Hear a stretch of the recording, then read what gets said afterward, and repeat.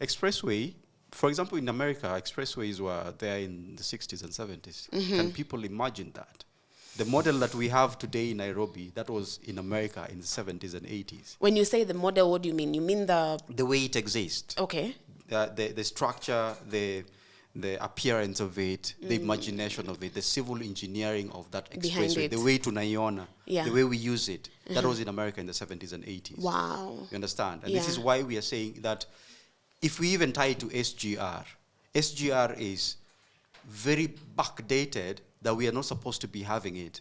And yet the cost of having it was so high. It doesn't make sense. Yeah. So expressway was there are three ways to critique it. One is the PPP, the private public partnership, which I feel like bypassed public participation and sentiment, because there was a lot of uproar in terms of how it is going to change the Uhuru Highway. They used to, I don't know if did you grow up in Kisumu? Yes, I did. So you remember the former Busia Road, the way it used to have jacaranda trees? Yes.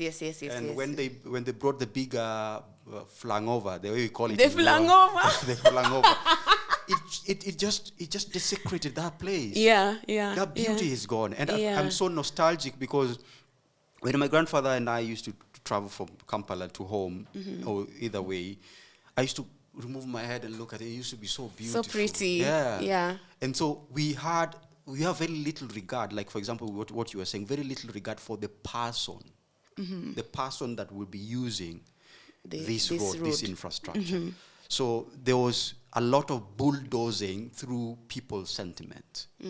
And I was very fortunate enough to participate, particularly when concerns about Uhuru Park, concerns about how it was going to change the Mombasa Road and Uhuru Highway.